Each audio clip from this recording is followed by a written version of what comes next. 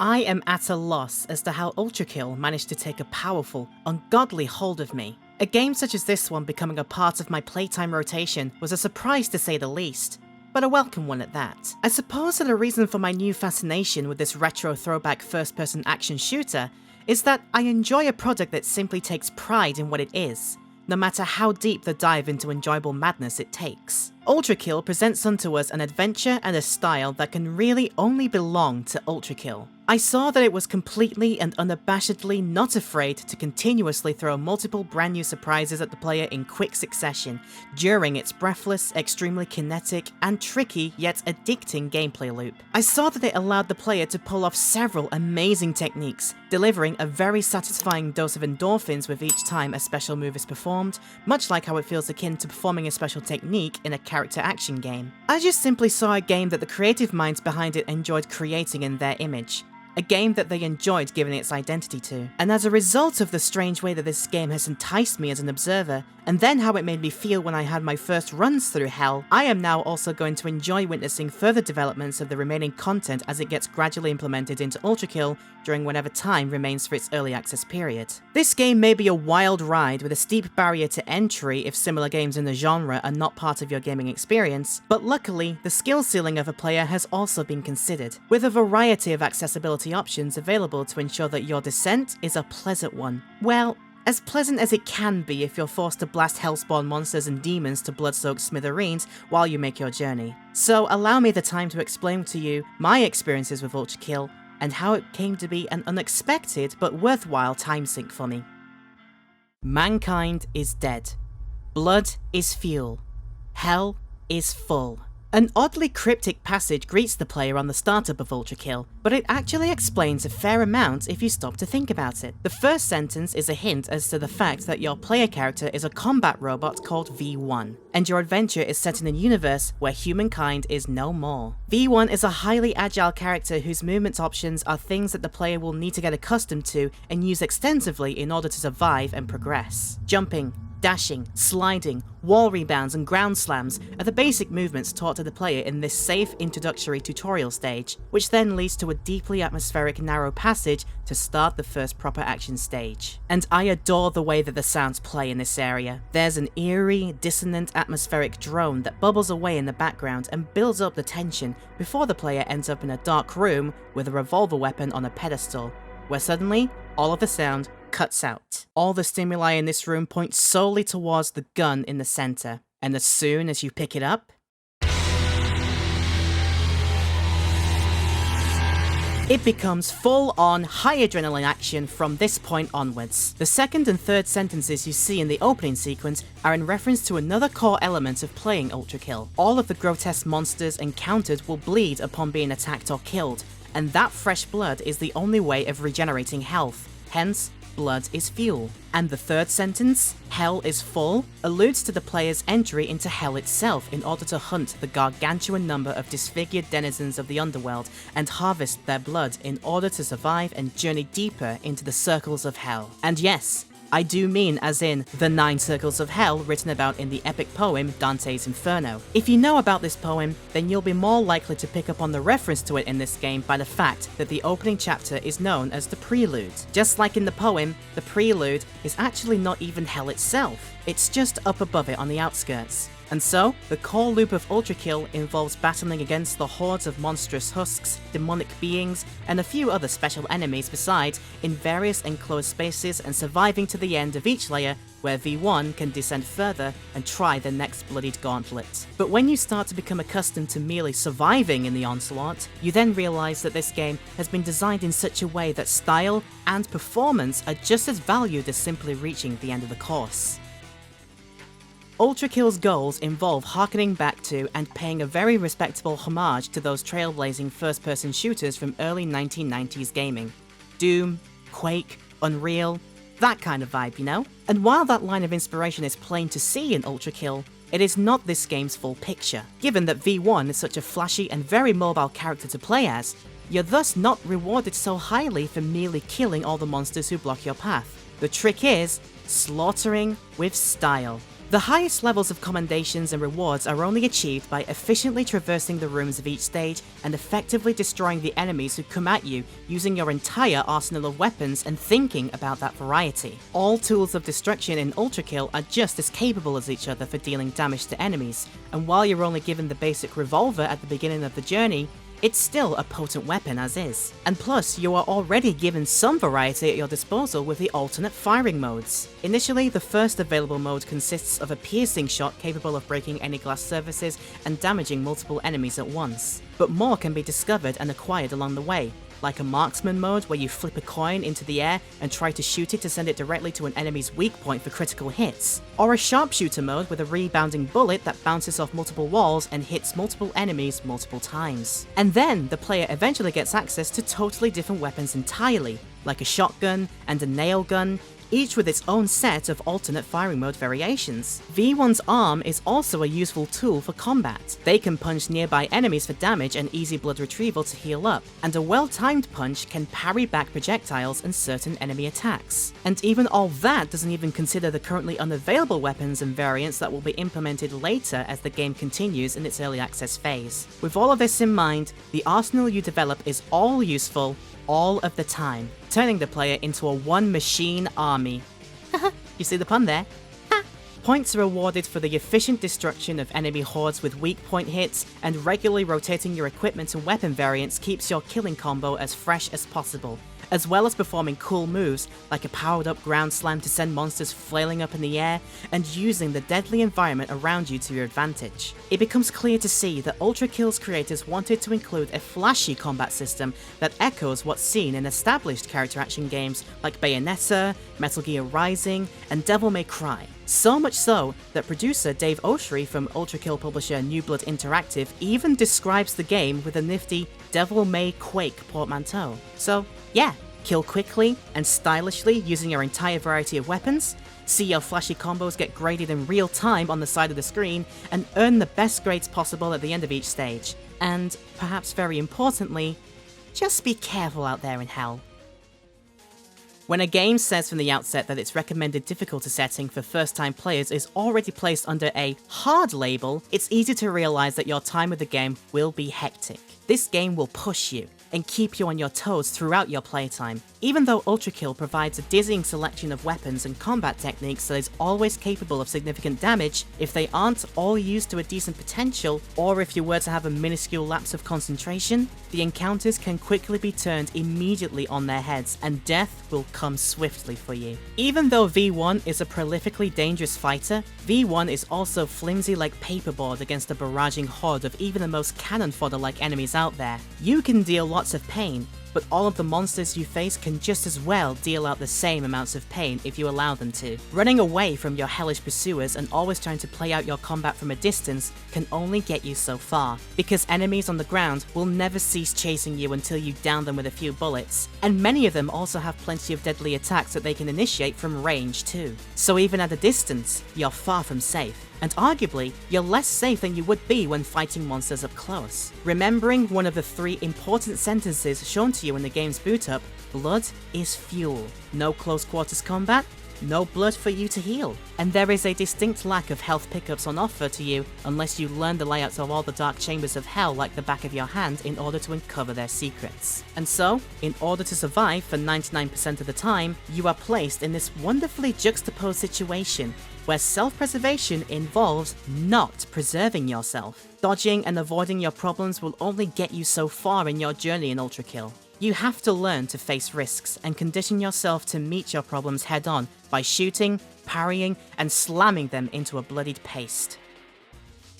The descent through each circle of hell is never going to get any easier with each challenge you can successfully overcome. Only a player with an awareness and an ability to use all of their tools decently under huge pressure situations will be able to survive, and mastery will take several more hours of practice at least. ULTRAKILL will not take things lightly on you, and as such, you shouldn't take things lightly with ULTRAKILL. And all the more power to the creator, RC Hakita Patala. If a tough, highly energetic and demanding game was his vision, then he had every right to make it that way. Many of the encounters with new enemy types are presented as a mini-boss challenge at first, but as soon as you've beaten one of them alone in their own arena, then you would best be prepared for the game to expect you to deal with them once again as a more common occurrence later. For example, as soon as you deal with your first malicious face, you'll then find out there'll be hundreds more waiting down the line. Same with the Cerberus statues guarding the entrance to hell at the end of the prelude layer. As soon as you beat them for the first time, the game will assume that you can beat many more of them later, on top of all the other hellspawn creatures and demons you routinely slay. But I believe that it's the gradual development of the enemy variety and the trickiness that they add that enhances the entire gameplay loop and makes it more addicting. At the same time that more monsters of different types are added, the player's own arsenal is also being added to.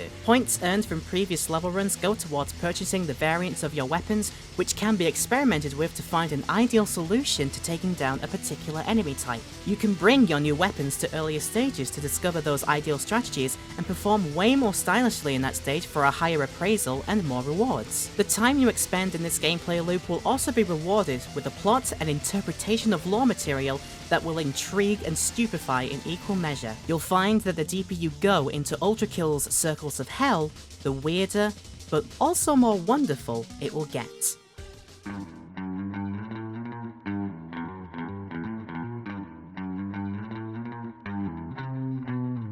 The game's plot inspiration is very loosely based on the epic poem Dante's Inferno, as I mentioned very early on in this essay, describing the descent through the 9 circles of hell, and you will be surely surprised to find out each of the unique atmospheres and themes chosen for each layer upon entering that environment for the very first time. For instance, if we follow along with ULTRAKILL's lore, the descent starts in the outer reaches of hell through a dingy, abandoned factory setting that humanity once used to access the underworld realms and attain its resources, before hell's denizens eventually started to take it back when mankind fell to extinction. And once hell for proper is reached, its idealistic-looking first layer of limbo is actually an apt portrayal for what's described in the epic poem, with the niceties of the realm being artificially produced, such as the screened walls projecting serene green landscapes and speakers seeping in ambient wildlife sounds, creating the illusion of heaven without ever truly making it there, a psychological torture inflicted on those as punishment for the sins committed by the soul sent to limbo at the gates of hell. More interesting interpretations of the following layers await, ranging from cyberpunk skylines to mazes of undulating flesh walls and acid pools, to others which I'm not gonna fully spoil here. Suffice it to say that whatever expectations you may have are very likely to be subverted, especially if you decide to continue delving deeper to find hell's many secrets and face off against more imposing foes. Part of the adventure involves run-ins with fellow combat machines also searching for fresh blood, including a robot literally created to be like, I'm you, but better. It's easy to make the comparison therefore that V2 is to V1 as Virgil is to Dante in the Devil May Cry franchise, for example. Other standout moments include an encounter against a literal giant animated corpse of King Minos, and a pulsating showdown with the Archangel Gabriel, part of a newly formed council of angels taking the positions and responsibilities left vacant after God simply abandoned all of creation when he became disillusioned by all the war and sin that came to pass in his time. Turn back, or you will be crossing the will of God.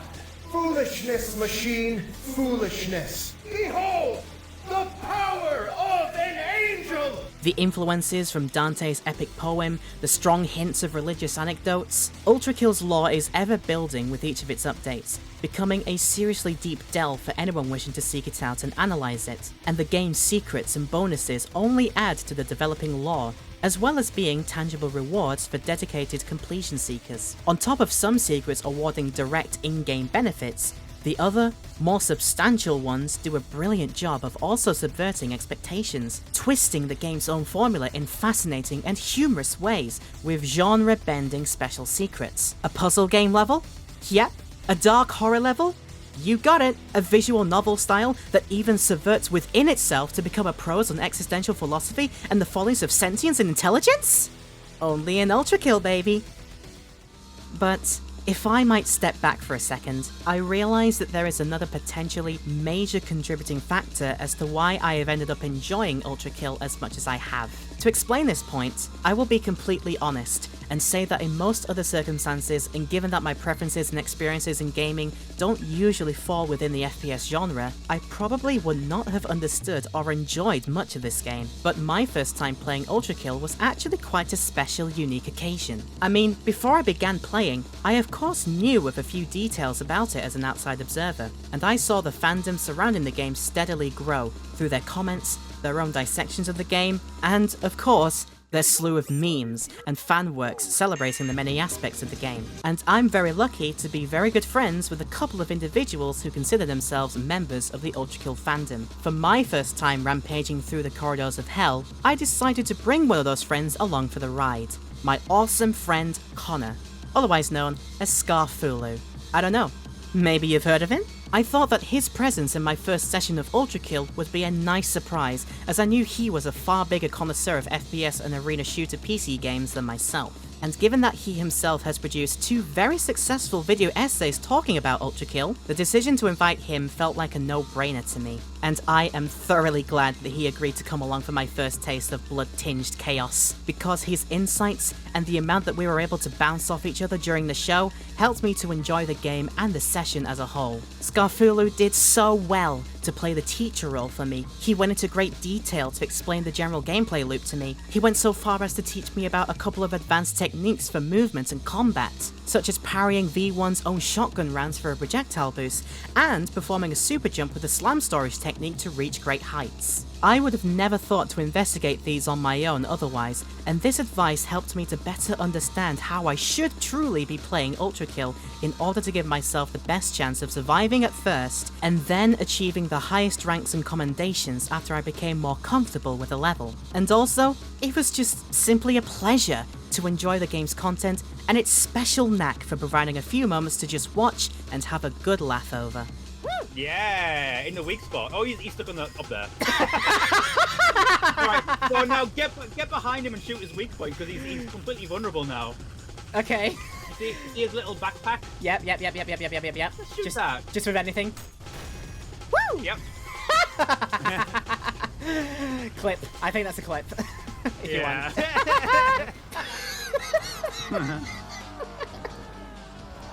It just needs like ballet music, you know?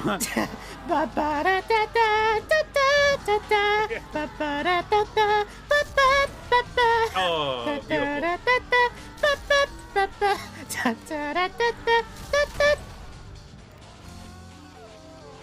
There he goes.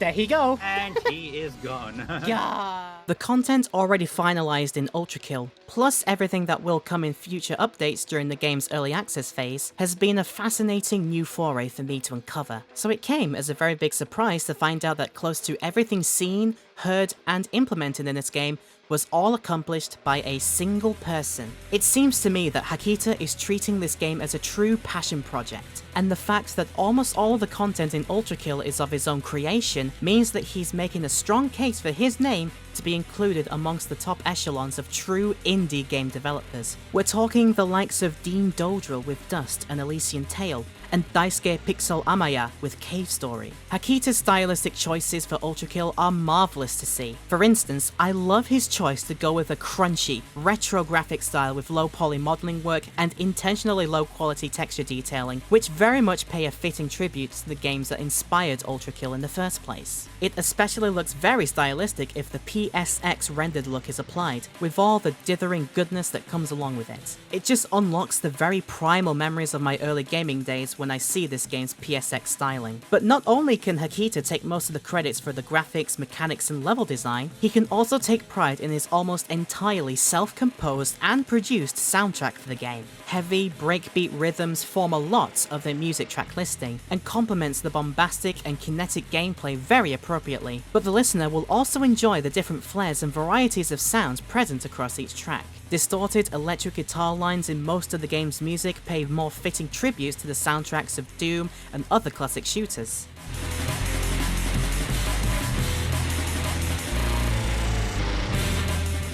Harpsichords and strings swell and flourish in other pieces.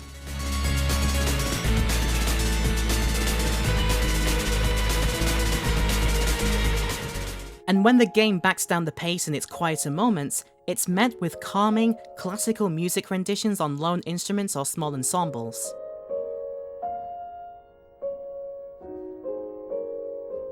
The variety of the soundtrack is evident, and Hakita surely demonstrates a level of musical ability and theory knowledge in his compositions, plus a willingness to use very unorthodox sounds as well.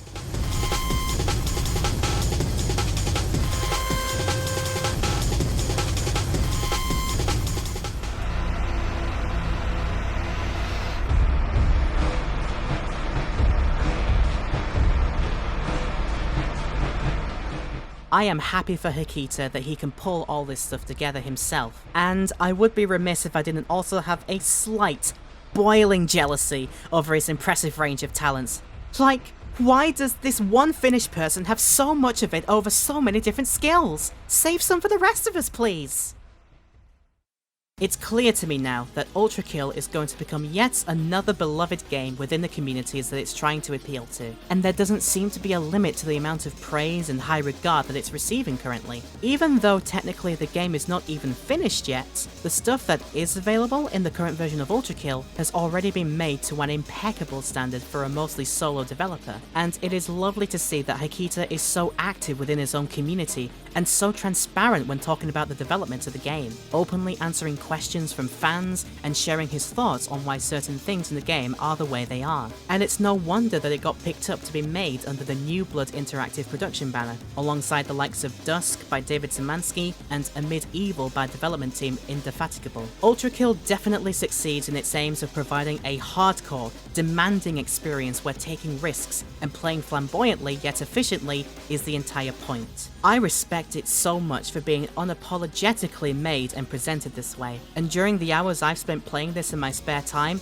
it's clear that I still have a long way to go before I can confidently play this game at the level it is designed at. But I appreciate nonetheless the thought clearly given to making this purebred shooter experience a more accessible one with its settings and difficulty options, allowing me to experience ULTRAKILL in a way that will not make my hands and fingers hurt too much. This game has taken its hold on me now, which, as I said early on, was a surprise to be sure, but a welcome one. So I look forward to when the upcoming content is implemented. As of this video's upload date, Hakita is already revealing details of the first stage in Act 3, and it looks to only be continuing the trend of subverting expectations as the deepest circles of hell are explored. Hell is most certainly full of excitement, that is. And I will surely be revisiting ULTRAKILL for a healthy dose of unmitigated action many more times in the future. A big supermassive hello to you all. Thank you very much for watching this review video. Be sure to leave your likes and comments down below, and if you want to see more, click the subscribe button and the notification bell icon. If you want to catch my Twitch live streams on Tuesdays, Thursdays and Saturdays, as well as see the stream highlights, go to twitch.tv/LauraPetal to find out more, and make sure to follow my other socials on Twitter, Facebook, Discord and Instagram. Thanks again for watching, stay you and stay awesome, and I'll see you all later on.